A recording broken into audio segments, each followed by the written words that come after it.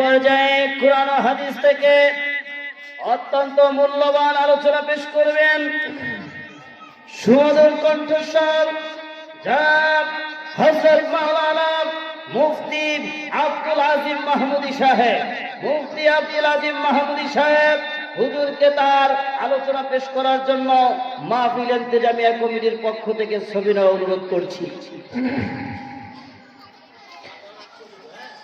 السلام عليكم ورحمة الله وبركاته.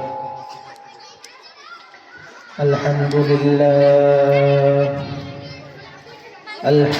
لله الذي جعل الشمس والقمر بحسبان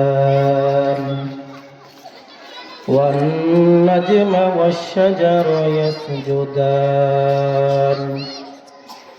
وفضل زمانا على زمان كما فضل مكانا على مكان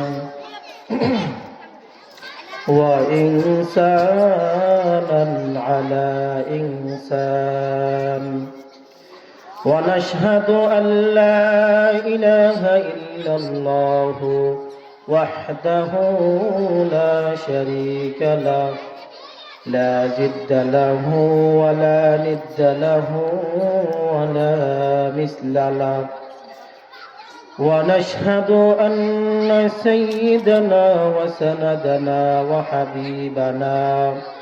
وحبيب ربنا وطبيبنا وطبيب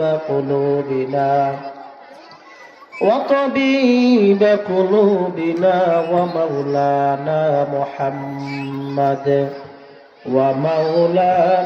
محمدا عبده ورسوله.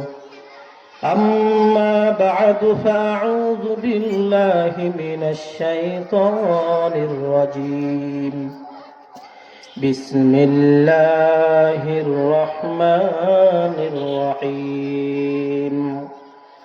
وقضى ربك ألا تعبدوا إلا إياه